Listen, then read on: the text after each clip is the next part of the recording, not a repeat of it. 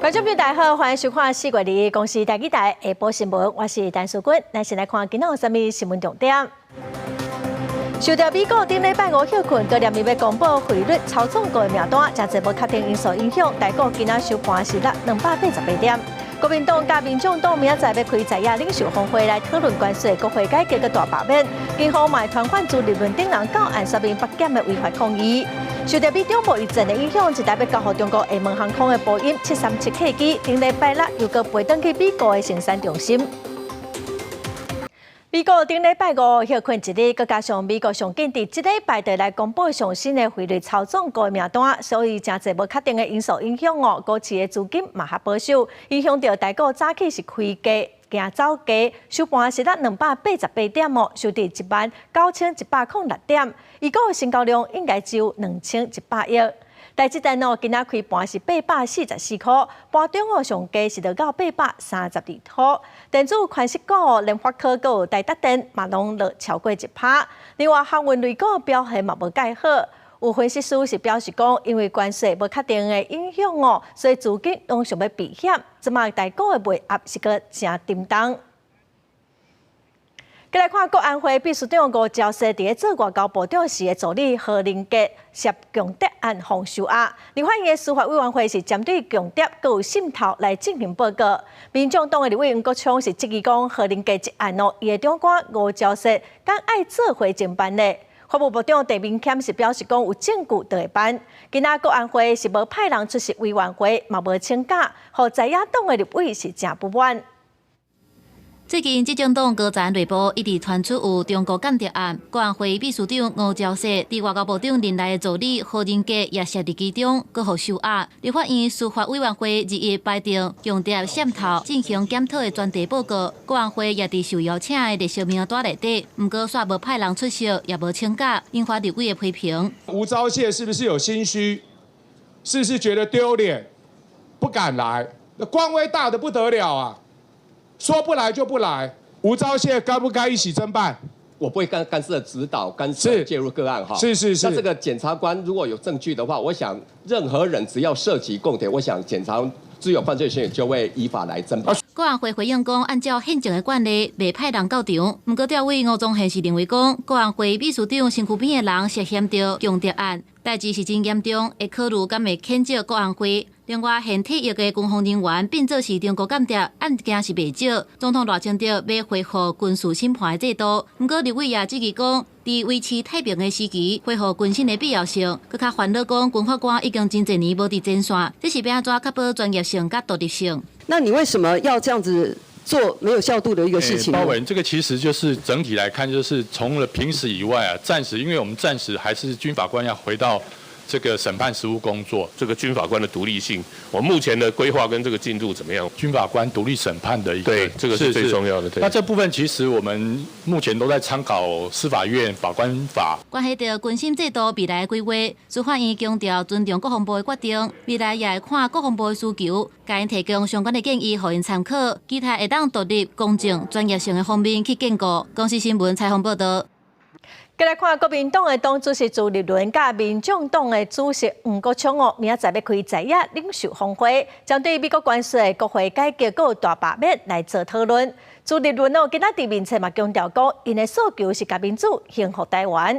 吴国昌嘛邀请总统赖清德参加。另外，内政部长刘世芳今仔是证实讲，顶礼拜朱立伦等人伫北检的头前违反集邮法，警方嘛传唤朱立伦等人到案说明。因应美国总统川普关税战的冲击，加上立法院调野冲突不断，国民党主席朱立伦日要甲民众党的主席吴国昌举行在野领袖峰会。朱立伦以兄弟面册批评民进党当变做共产党的形，批评总统赖清德以家己的政治正确做唯一的判断，毋是朋友就是敌人。这届在野会面的目标是团结社会，打拼甲民主幸福台湾。其实我真的非常希望。我也很诚恳，能够呼吁其实赖清德主席能够一起参与的话，我相信是国家之福。针对在野峰会地点，重点是甚么内容？吴国昌是无加讲，敢若讲全程是公开透明，也放出善意，邀请赖总统参加参详各事。不过，立法院民进党团是积极讲，这场峰会是顾民生，也是无政治斗争，要做会杀倒来过。到底是要福国利民，还是不幸的又要祸国殃民呢？那或者是为了解救国民党的大罢免的危机，来想出其他的手段，例如说一起来推倒阁。那北检侦办国民党青年军的4人联署。朱立伦顶礼拜是调集党公职，涉嫌伫北检头前违法陈情抗议。内政部长刘世芳点名朱立伦是首苗之一。就按照集会游行法，那所提列的名单大概就是主谋首谋者包括朱立伦主席谢龙介委员，还有他们的发言人杨之韵。这个没有什么一个判律的一个问题。针对有真侪为国民党的民代，声称有甲马汉杀互倒，敢是要做伙团反？刘世芳重新强调讲，按警方搜证的过程，敢若团反朱立伦、谢龙介，佮杨志武3个人。公司新闻采访报道。新竹市长高虹安昨早领助理费用，一审是被判7档4个月，伊搁再上诉。今年1月，高院未庭是裁定讲庭审，要来申请释宪，也毋过宪法法庭无受理，今仔是搁再传唤高虹安等人出庭。伊的律师是主张讲高虹安已经无限制出境甲出海的必要。早起高虹安进入法院，将对媒体问话，伊嘛无做回应。穿粉红色的西装来法院开庭，听一个新竹市长高虹安涉嫌诈领助理费，官司拍到2审，高等法院含议庭今年1月份裁定庭审，申请释宪。不过宪法法庭裁定无受理了后，2审继续审，2日搁一届召开准备庭事庭。高虹安的支持者去现场応援，因为牵涉食錢的案件，嘛面臨第2階段罷免連署，不過伊攏無回應。顛倒是伊的律師佇法庭主張講，高虹安並無詐財犯意，敢有影是罪嫌重大的，而且每一屆嘛攏配合到庭，請求解除管制，莫閣限制伊出境甲出海。會當先罷免2階聯署通過嗎？高虹安控指控食錢，1審判7年4個月，認定犯罪所得有甲11萬元。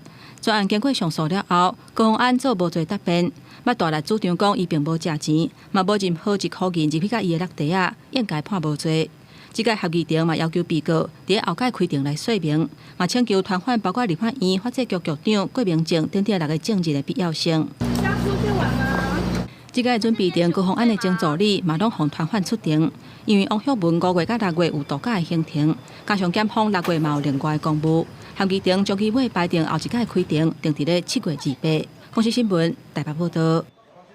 台北市的台病院当个维修的外墙，伫早起8點外因架熊放棄，加载是无人着傷，也毋过一台汽車紅底甲密密麻麻，嘛已經通報台北市勞檢處，嘛咧釐清事故的原因。因为昨天那个听说有大雨，然后所以它工程就没有进行。那原本预计是这2天要把它进行拆除，但是可能在这个节骨眼上，在安全的补强上，是不是有相关的一些状况？这个我们当然还要再分析。好像有一台车辆有受到伤害，我们可能会可以追究相关的责任，都可以补偿。台病院发言人是指出讲，现场加载是无人着伤哦，也毋过一台车受到损害。因为事故的地点毋是道路，警方是开出非交通事故的证明单，嘛已经通报台北市的劳检处。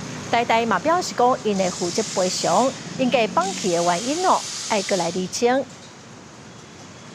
解看昨下晡，台北落大雨，大巨蛋的室内嘛在落雨。有民意代表就质疑讲，世宗温特别高落，这是要安怎来应用呢？台北市体育局长表示讲，已经要求远雄公司，都要赶紧来处理，要赶紧改善。小可落大雨，小台也在滴水。中信兄弟二早伫大巨蛋来迎战富邦悍将，不过因为台北下晡熊熊落大雨。台北大巨蛋的看台区又搁漏水，议员指讲这款的场地品质，要安怎赢这特别举办的世宗运，又搁要安怎保证申请大型的国际比赛？接下来的世界壮年运动会会有所谓的姐妹市外宾等等坐在里面，难道要换位置贻笑大方吗 ？WBC 这种国际经典的棒球赛事申请的资格是非常的严苛。漏水这样的瑕疵，可能都会导致我们的分数递减。影响我们跟其他日本、韩国等棒球强国申请国际赛事的机会。蒋万安市长在这一年来有时间去管美国关税的问题，有时间去管我们的立法院要不要倒阁，怎么就没有时间好好的把大巨蛋漏水问题解决呢？体育局是回应讲，已经掌握执行，第一时间要求万雄公司来处理，一定保障活动参与者的权益，也进行改善。你怎么看昨天大巨蛋又漏水？体育局已掌握零星漏水情况，第一时间已要求远雄处理，除协助民众换位，确保民众消费权益外，针对零星漏水事件再进行改善，并已纳入年度营运绩效评估考核，以确保场馆品质。体育局也表示，已经伫114年2月7日会同台北市土木技师工会来现场勘查进行漏水的区域，确认无漏水的情形，并且已经大大改善。也继续要求万雄加强巡检甲依护，若准发生一寡漏水，一定要甲主办单位共同保障消费者的权益，并且进行改善。伫交稿进前，万雄公司是暂时无回应。公司新闻采访报道。高雄办公大楼昨日进行变电工程，可能是电线小拍电漏电，造成来工人受伤。高雄市政府嘛派人去勘查，发现讲工人拢无防护的设备，包厢甲大楼的所有权人卖互处罚。救护车赶到现场，协助受伤的人就医。高雄办公大楼2则发生工安事故，有电力工班早起到71楼做变电工程的时，亲像电线漏电，造成6名工人受伤，好在无生命的危险。救护车有送4位那个同仁啊，都是清醒的，都是清醒的。然后那个大概就是轻微的灼伤，然后还有那个吸入性的那个呛伤，都是清醒。然后另外有2位同仁，他们是自己自行就医。其他楼层工人伫1楼火化等待事故排除，消防人员入去现场了后，发现有臭味大的混液，不过已经无导火状况。根据了解，事故楼层属于海霸王集团刘备中的新饭店，去年起进行国内总拆除作业，早起工人准备断电时间，不过拄啊断电就出现熊熊烧起来。后续的这些照顾，这个我们会去顾到。我们也请了公司去了解一下为什么会发生这个情况，就会有漏电的这个情况产生。然后我们要重新制定新的这个做 SOP， 以后不能让这种事再发生。海霸王表示，会厘清事故的原因，要求包厢改进。市府派人勘查了后，发现相关欠点，干部局会以建筑法对厝的所有权人处6万罚款，劳工局也以这项法处罚包厢。劳检处初步调查，研判系雇主为使劳工代用绝缘用防护具或使用活线作业用器具而造灾，违反职业安全卫生法，最高可处新台币30万元的罚锾，并移起地检署追究雇主责任。除了批准市府也下令包厢停工，对此海霸王回应：饭店无有设开业期程，一切以现场进度，等拆除完成才进场装修，会配合市府停工，后手才做调整。央视新闻采访报道。来看顶礼拜六，一台共享汽车伫国道1号驾驶甲坐伫边的查甫人一家囡仔甲脚冲出去外口，一家囡仔又佮甲头甲身躯冲出去窗外，有民众迄条铺上网络，虽然无人去检举，也毋过警方表示讲会来处罚。头前的汽车驾驶驶伫高速公路，雄雄甲脚冲出去车外，伫遐海来海去，刷落来又阁有危险的动作。他这个人这样子跑出来，对啊。副驾驶的男性是无下安全带，真无正经，甲头冲出来，当时拢伫车窗外口，互后壁车主看甲讲，真正有够合。北本大队目前尚未接获用路人报案或检举本案，将通知车主及驾驶人到案说明，视查证后依规定举发。这车做出危险行为的共享汽车，就出现伫19下晡5点外，国一上北大约77公里的湖口路段。虽然警方无接到检举，也按照道交条例以其他危险方式驶车，佮有载运人无妥当2项违规改罚，累积的红单上济会当罚5万4。怎么了？车祸？停车祸！驶车违规的情形是800款，有人载货无绑好势，半路落伫涂骹，也有人驶车飞手机啊，阁有人毋下安全带。国道警方统计讲，去年出题的前3名分别是超速、后白换车道，阁无保持安全距离。毋过国道常常出状况，19暗时8点外，阁有人骑重机去哩无经过稳准的高速公路路段，骑乘大型重型机车于上街实地误闯国道。经巡逻员警拦查不停，并持续往南行驶。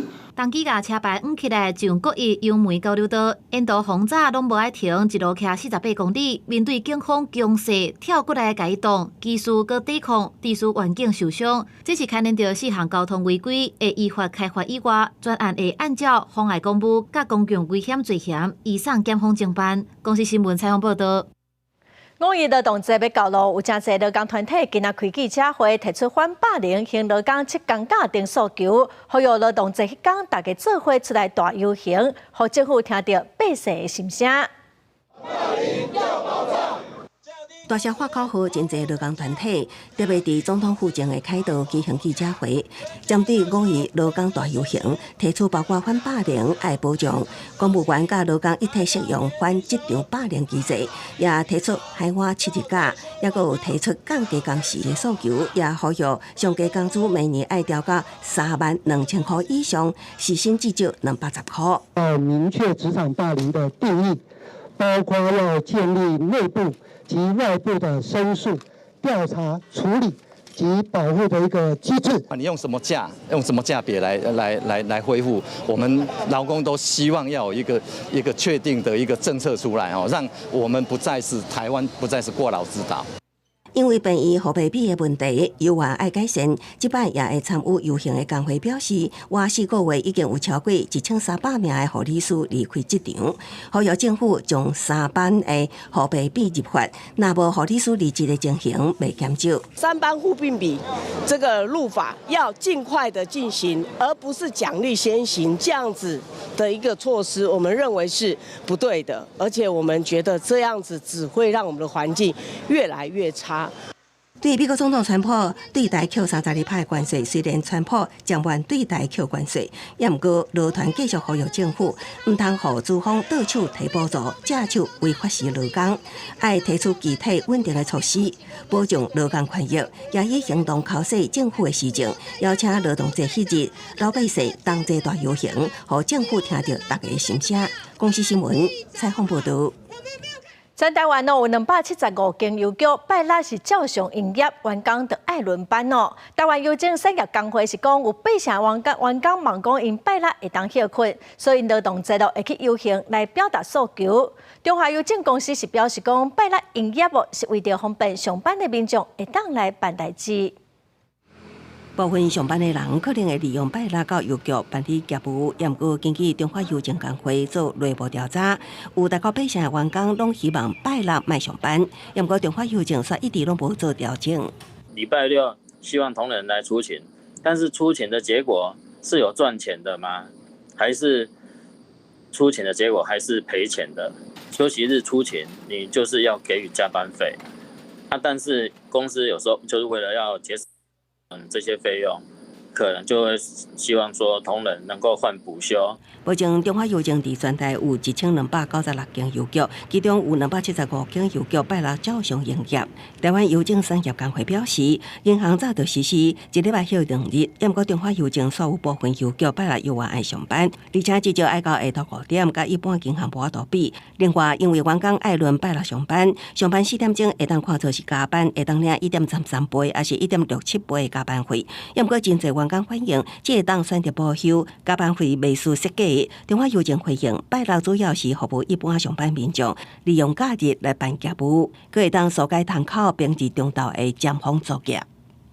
客户呢，在周休2日呢，都还是有希望邮局提供服务的一个需求，所以呢，我们为了这个普及服务呢，所以呢，提供了周六上午275家的营业场所，一样是有维持营业。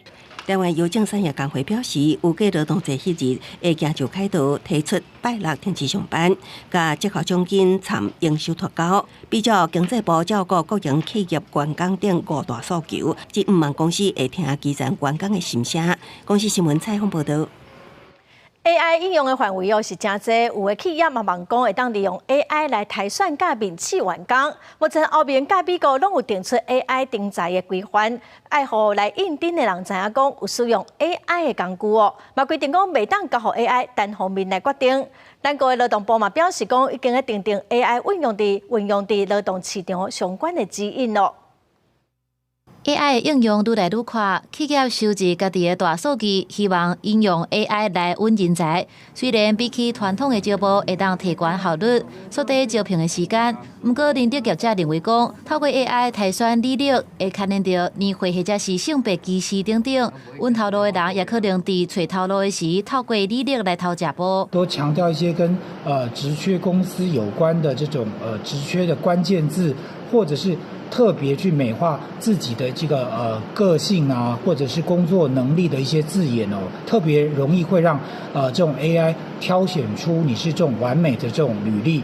为着保障劳工的权益，劳动部对2023年开始启动人工智慧法制议题专案小组，希望研究相关的指引。法律学者借用美国甲欧盟的规范，提出企业伫咧使用 AI 稳人才的时，应该掌握的3大重点。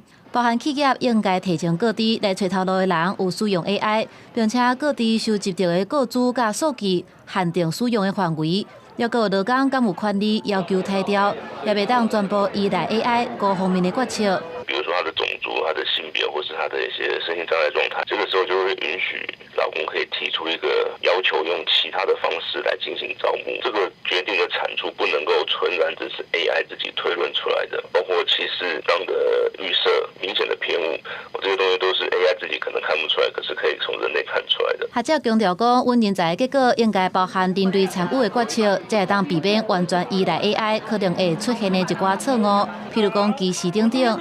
如何在科技快速进步之下，充分保障劳工的权益，这也等待政府进一步提出解放。公视新闻采访报道。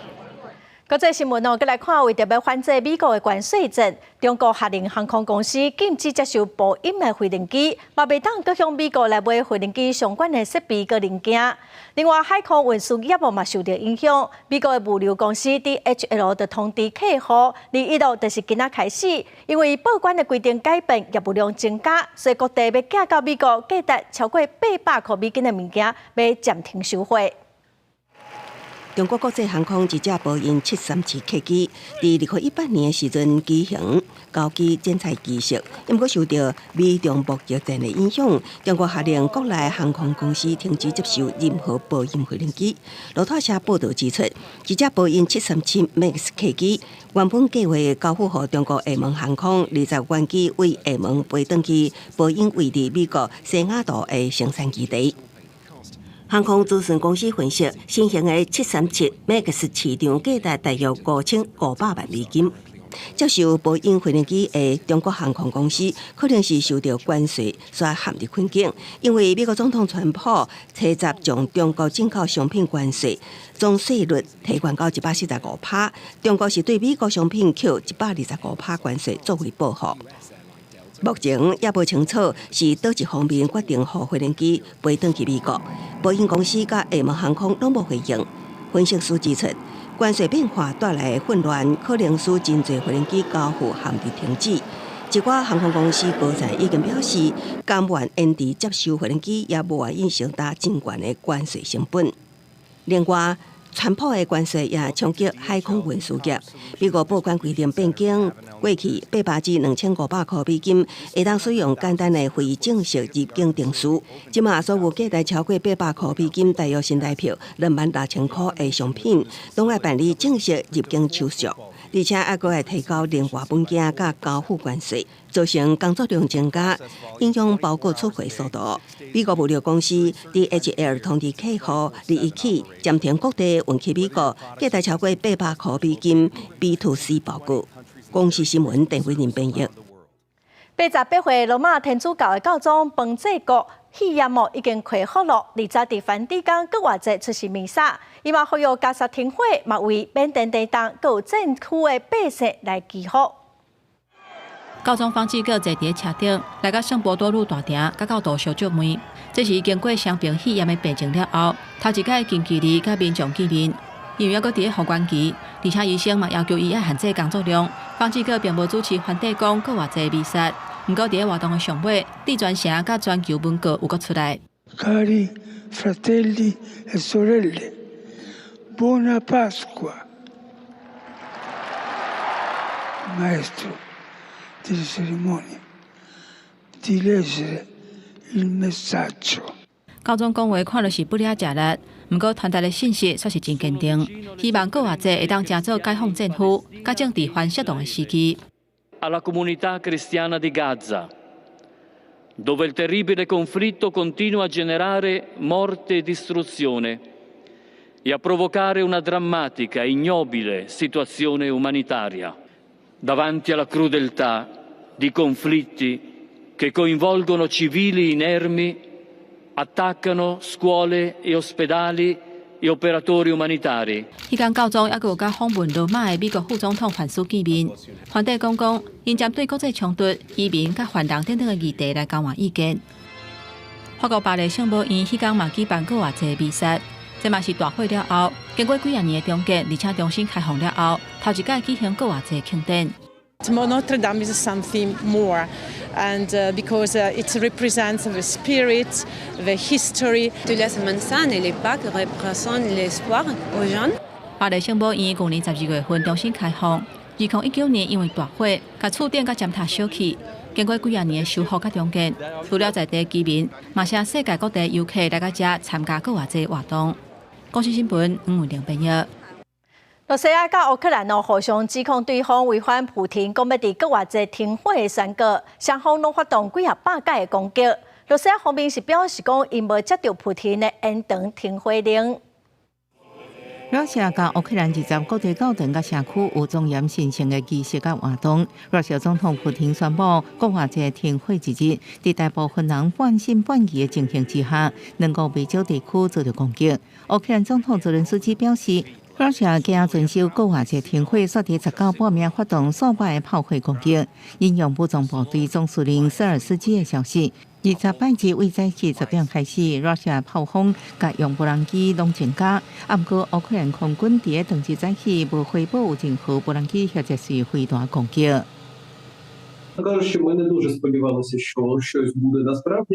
罗西亚国防部表示，乌克兰伫一暝之间向俄军发动444发炮击，各用无人机攻击900摆，各讲这攻击造成百姓伤亡，不过无提供详细情形。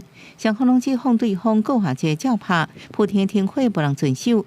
各下济过去，克里姆林宫被问到是毋是延长停火可能，发言人佩斯科夫表示，无新的命令落来。Хорошо, я думаю, будет Пасха. Это всегда надежда на хорошее, на лучшее.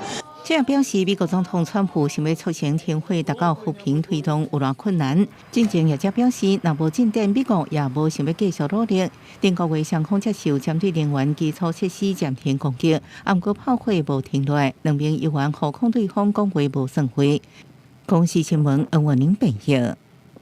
过来消息来看，大高线花莲玉里三面路段，去年因为道路的困垮工程，有200多丛的山野树风毒死，嘛掠到3个嫌犯哦。花莲地方法院是判这3个人4个月到6个月有期徒刑。这是去年花莲玉里镇三面路段当日准备进行的第9线道路粉垮工程，边仔有大约200多粒的山野树，互人落坑灌农药，陆续死亡。检调后来发现，其中一位就是在地里长。当地的里长蔡姓里长还信誓旦旦说，太可恶了，200多棵被毒杀，一定要找出凶手。结果我们检调居然发现，他本身就是凶手。我觉得这个真的很滑稽啦。除了姓蔡里长，检调阁查出姓池甲姓范江的2位男性，其中姓池的男性迄阵是布昆基立委南区办公室主任，即马虽然已经离职，但是投死老邱的行为已经在当地引起争议。在开始查以后，邢主任他就直接就推下来了，他也知道这个事情就会闹得很大。可是我们不希望说是由他们3个来顶替这个事情，一定是某某人。跟厂商已经讲好了要怎么处理这些树木。专案经过1年的审理，法官认为讲3个人有坦白，事后也和公路单位调解，并且按照内容专业赔偿刷。另外形容3个人的状况，裁处姓池的男性有期徒刑6个月，姓蔡的是5个月，姓范江的是4个月，会当1颗罚金。那我们也与当事人来做一个调解成立，那赔偿金额就是我们所受的施工赔偿金额，大概在162600多元。布昆基委员办公室是表示，这个案件是姓池的前主任个人的行为。布委员是当时参与第9线粉垮工程时，一直有咧协调老树耍载的方式，并无任何违法的代志。公司新闻采访报道。再来看高雄车头的天平哦，去年底启用，下未少人来遮参观散步。最近发现讲有红蛋阿英啊变成顶本色，有民意代表就质疑讲无单位通负责，嘛批评讲铁道局甲市政府互相杀责任。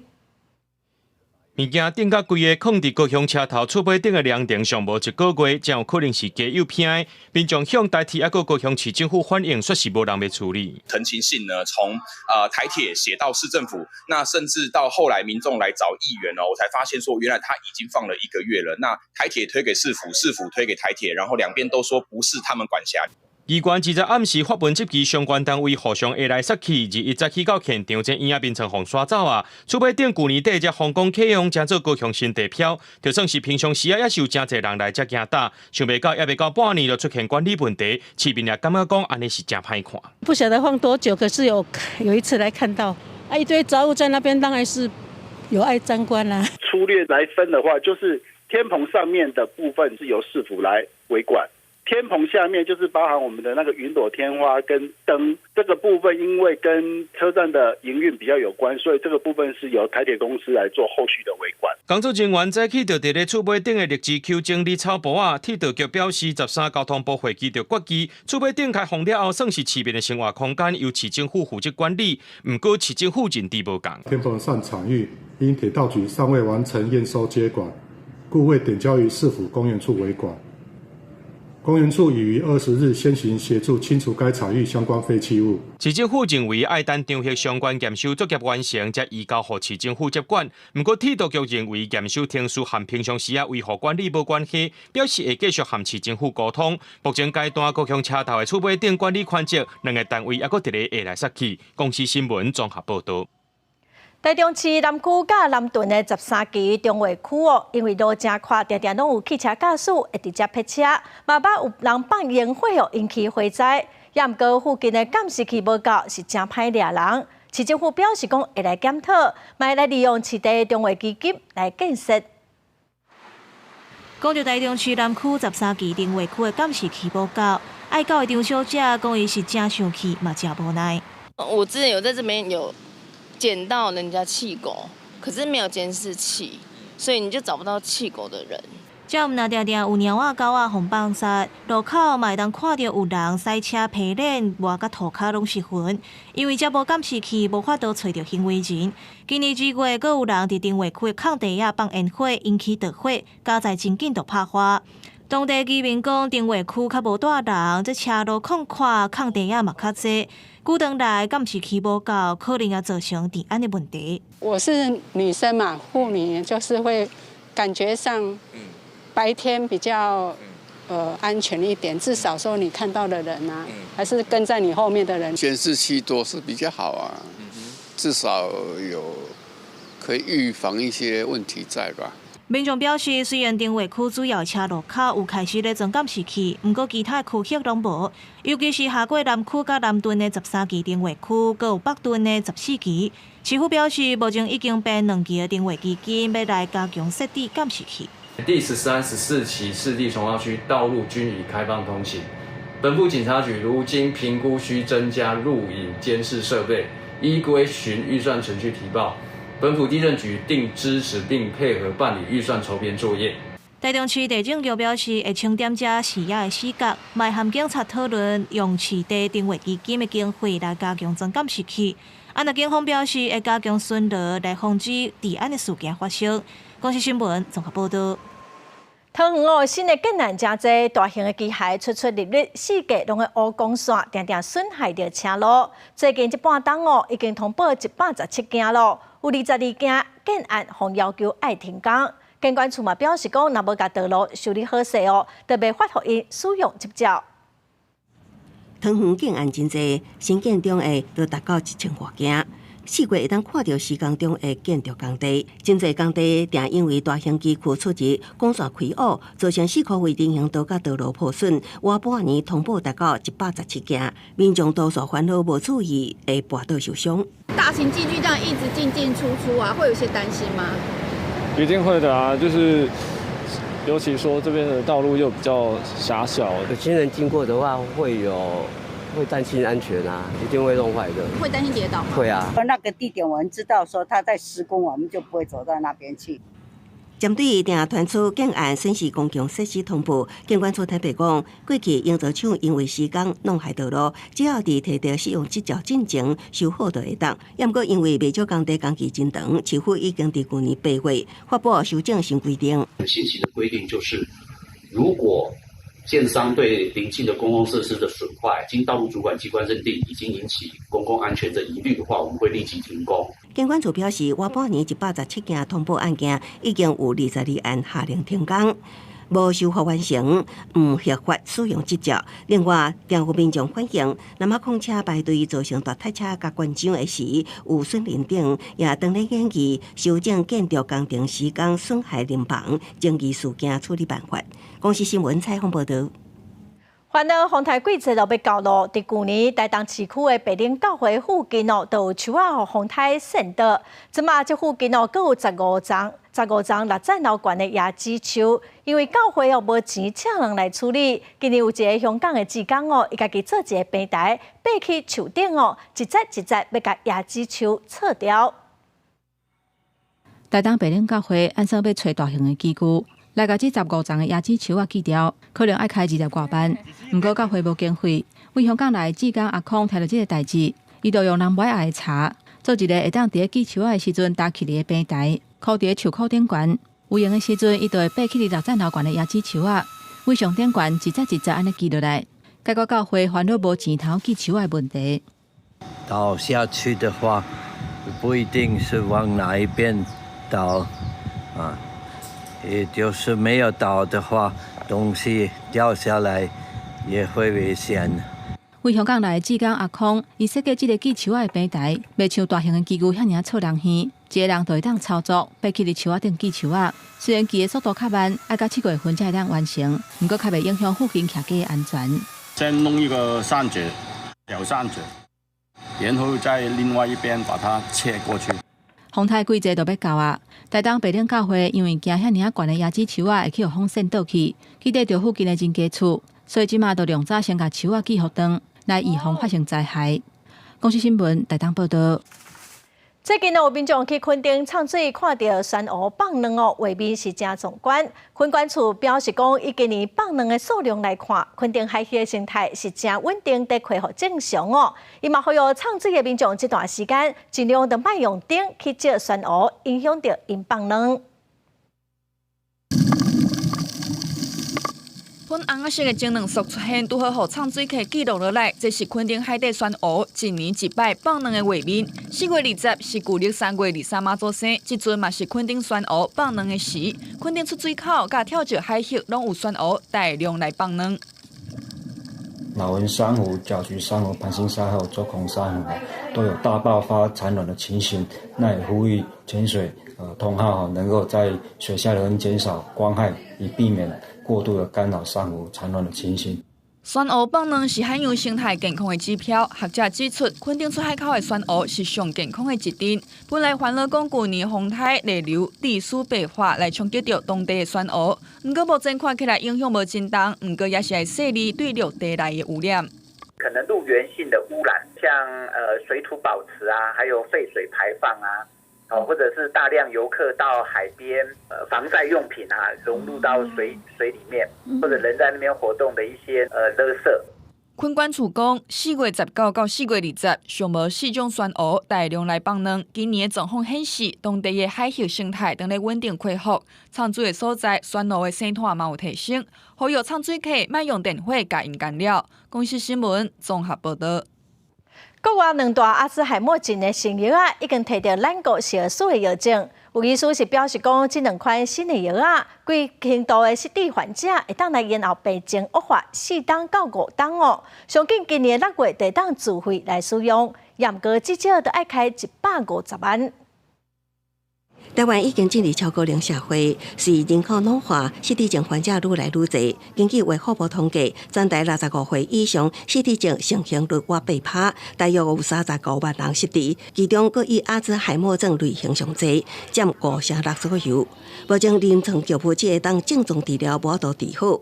也毋过国外2大阿兹海默症新药定期出伫国内使用数的药证，因为研究证实，这2种新药会当清除脑部类淀粉2倍沉积，若早期用药会当延后病情恶化4至5年。它是一种免疫的疗法，我们打进去那种是一种叫单株抗体，单株抗体它可以针对它需要想去攻击的目标去进行结合，所以它会找到我们大脑里头这类淀粉蛋白，然后跟它结合，那把它清除掉这样子。食药署表示，这2种失智症新药拢是属于暂剂型，疗程拢是18个月。台湾失智症学会目前当咧参考国外资料，拟定用药指引，像用药条件是症状较轻的人，局限伫阿兹海默轻度认知障碍等，各符合年龄的限制。2张药品许可证皆为治疗阿兹海默症引起的轻度认知障碍和早期阿兹海默症的病人，并与临床试验中所开始治疗的族群相符。医师评估，全台大约有5万多名轻度失智症患者。符合新药适应症，上紧今年6月就会当自费用药，也毋过药费至少要750万，表示每一个家庭拢负担会起。地处健保署强调，只要药厂申请健保给付，将执行医疗科技评估，邀请专家讨论药物疗效等。若符合给付要件，都会纳入健保给付。公司新闻采访报道。4月23是世界红婴仔儿童甲青少年的精神卫生日咯。有民间团体调查指出，讲即马儿童身心科上侪病症是忧郁症哦。有真侪囡仔拢是受到网络霸凌的影响，若是有性影响哦，会增加自杀的风险。网络社会是灰世界，已经有不少研究显示，学生若是长时间使用社群媒体，会增加抑郁的风险。4月23是世界婴仔儿童青少年精神卫生日，台湾儿童青少年精神医学会有针对医生做一份调查。第一线医生表示，儿少忧郁症的表现和大人较无同。医生提醒囡仔若直直出现头痛、腹肚痛，而且高受气，有可能是得到忧郁症。寄抓去学校是真调。我们常常看到一些网络讯息，放出去啊，结果就搞得很难收拾的这些状况。好，所以青少年面临这些部分的时候，网络它是一个求助的部分，可是会让他的情绪的负荷的时候，会的一个容忍更加的剧烈。调查也显示，若伫网络互人霸凌的学生，因伫学校同款有可能受到霸凌，若牵涉到性影响，自杀的风险也会增加。当你接触到一个网络霸凌的这个小孩子，一定要问他在现实生活中还有没有被霸凌，然后他有没有其他跟性相关的这个很难开口、很难启齿的一些问题。专家建议政府要重视囡仔的心理健康。目前，不管是医疗资源，也是学校资源，拢是无够的。台湾儿童青少年精神医学会表示，目前各校啊阁欠1000名的辅导老师，学生若是家己自费咨商，嘛要18块，这对家庭来讲负担真大。专家呼吁政府要加强医疗和教育部门的合作，投入更较侪辅导资源。记者陈阿选柯敏哲台北报道。来看今年1月份，有一辆通过国际天文学联合会认证的小型车，天文学家改号名做丹顶坡小型车，要来纪念这位伫228事件中殉难的画家。文化部长李婉嘛讲哦，这辆型车临时的编号冇228这3个数字，一切都是命中注定哦。希望这辆小型车会当来保庇台湾一路行到如何的所在。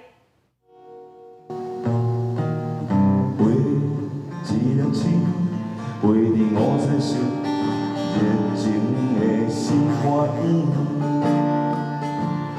金曲歌王赵明优唱这首《为一粒车》是含台湾戏剧专家尤元庆为丹顶坡小型车所创作的歌。今年1月份有一粒小型车正式通过国际天文学联合会认证。这粒小型车号名做丹顶坡，是全球头一个用台湾艺术家来号名的小型车。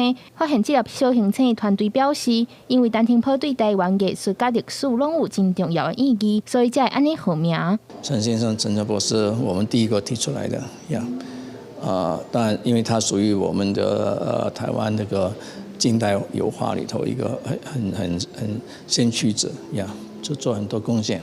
天文学者表示，小行星对发现到完成国际号名需要几多的时间。但青坡小行星是2007年伫洛林天文台发现的，长大约有2.2公里，离太阳一年大约4.63年。预估今年6月中旬上接近地球。但天坡文化基金会也表示，对因来讲，这粒星代表对乡土的情感精神伫宇宙同齐行，是一种鼓励。今仔这个行星会当号名做丹顶坡，伫阮子孙的想法内底，就是一种的鼓励啦。也若进前网络顶对这粒小行星的名有袂少讨论，有人建议应该用台语的丹顶坡来号名。基金会表示，丹顶坡的一生捌用原文、汉文、日本话来展现伊家己的名，所以尊重天文学家伫学术上的号名用华语发音。另外，目前伫咧台北馆展出的丹顶坡83特展有举办小行星微型展，现场通看到这粒白色的小行星用3D 列印的模型。文化部长也伫现场表示，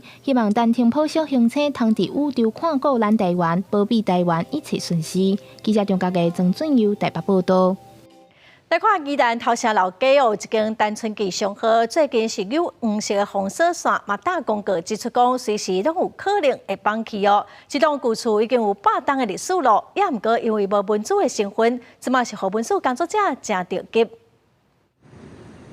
建筑外形是红砖电刷拱门，是1920年代台湾的建筑特色，真有古早味。这是宜兰头城老街的单纯吉祥号甲关合成商号。根据文书工作者调查，建筑拢已经超过100年历史，也毋过最近单纯吉祥号防围起黄色封锁线，各大公告指出，两条硬后期随时可能倒去。也不要说全部改变很多，就是稍微改变一下，恢复它原状就好了。如果真的倒了，不见得会很可惜。可能觉得有一点。8年建筑面临倒去的风险，民众认为若真正消息会真可惜。也毋过，这个红砖建筑拢属于私人财产，到当也无文书身份，要保存真困难。有文书工作者指出，历史建筑甲景观属于公共财，公部门应该投入经费协助修复。文化资产的修复那个是很专业的事情嘛，也不宜完全由民间自己去动手处理。单纯吉祥号位伫头城老街上南边，因为造型特殊，甲客观性上号拢是老街的代表。文书工作者表示，若真正倒去，恐惊失去头城老街重要的文化记忆。县政府文化局表示，因为建筑无文书身份，这会当先去问所有权人，敢是需要协助。了解一下他们这边是不是需要一些什么协助。文化局表示，经过问所有权人，表示有封锁线是因为两条互白下就去，为着避免民众进入了后，互差异化影响，目前所有权人也无提出要争取建筑订立文书身份的意愿。文书工作者批评，这尔重要的8年建筑到当无文书身份，以公部门主管投入保存是文化局的失职。公视新闻采访报道。高雄旧火车头2021年刷转来原地的所在，也毋过因为无修复的经费，拢一定用耍位的。高雄市文化局接受代替的委托，要开1亿6千万来维修，按说明年中动工，上紧2027年完成。1941年兴建的高雄旧火车头，对空中看过去，日本建筑风格厝顶外形就亲像一顶皇帝帽啊，也有人叫其地冠车头，真正配合铁路地下化，捌刷走。2021年才阁刷转来原地所在，但是新的高雄火车头伫去年已经启用啊。讲要修复的旧火车头，所以一直卡伫咧经费，甲当4块连灯拢也用锁啊围掉咧，无法度开放。民众拢敢来当远远啊翕相，感觉真可惜。我们这几天都一直在用那个高雄的车站，所以我们刚刚就没有走到这里，这个地方，所以看到怎么跟那个现在的车站不一样？希望它可以修复，我们也可以进去个参观。当较早用好，就较早用好啊，毕竟一个纪念嘛，对不？大家拢最欢喜看到有车头，这唔知几年我嘛唔知啦。代替因为欠缺历史建物的修复经验，因此有找高雄市文化局合作。文化局表示，这个修复计划去年9月份已经完成，总经费拢总爱1亿6千万。目前计划针对硬体部分来做，除了涂骹面的地坪爱全部定做，内外壁面嘛爱定油漆以外，这摆上大的挑战就是厝顶所使用的一寡砖啊甲遐，有可能爱对日本进口。内外墙也需要重新去漆。较特别的是，当中有部分的砖瓦必须重新开模或从日本定制进口，因为当中有许多装饰工法以及材料都相当的精致，也成我们这次修复的一个重要的挑战。文化局表示，代替第3月份已经将计划送去给文化部审查。如果一切顺利，下半年经费通过，明年中开始动工，按算第2027年就会当完工。到时也甲代替来讨论，将旧火车头做多元的运用，可以建造一个活的文化资产空间。记者柯家祖、柯昭阳、高雄场报道。来看美国总统川普提名42岁新创企业 CEO 艾萨克曼来出任 NASA 的署长哦，马上参与的审查咯。也毋过艾萨克曼无太空的背景，一直听证会是表示讲 ，NASA 当同齐来推动重返月球甲登陆火车，嘛强调讲美国一定爱维持太空竞赛领先的地位。We will prioritize sending American astronauts to Mars, and along the way, we will inevitably have the capabilities to return to the moon and determine the scientific, economic, and national security benefits for maintaining a presence on the lunar surface. 艾萨克曼伫4月7号听证会顶悬，一直呼应川普的想法，也就是将太空人登陆火车列为优先重回月球的计划。不过也强调 NASA 若用提悬效率，应同时朝向两个方向行。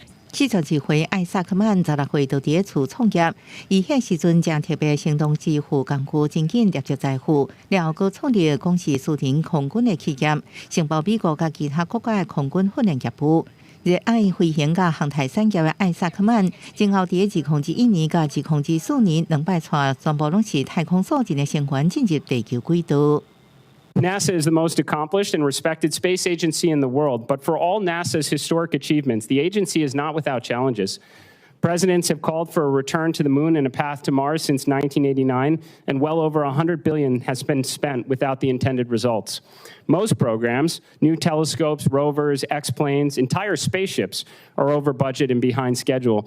为冷战时代到21世纪，美国的太空竞赛对手愈来愈多。科学人月刊的报道特别指出，美国政大甲科学界，尤其是烦恼中国超过，甚至伫世月球基地顶悬超过美国。We have geopolitical rivals moving at impressive speeds. It's imperative for our national security, our pride, and all that we stand to gain in exploration that we never come in second place. 公司新闻7家真便宜。下半部的天气来看各县市详细资料。北部地区上低27度，上悬33度；中部地区上低28度，上悬32度；南部地区上低28度，上悬34度。东部地区上低27度，上悬30度；外岛地区上低22度，上悬28度。感谢观众朋友收看的公视第2台下晡新闻，我是陈淑君，明仔下晡3点咱再会。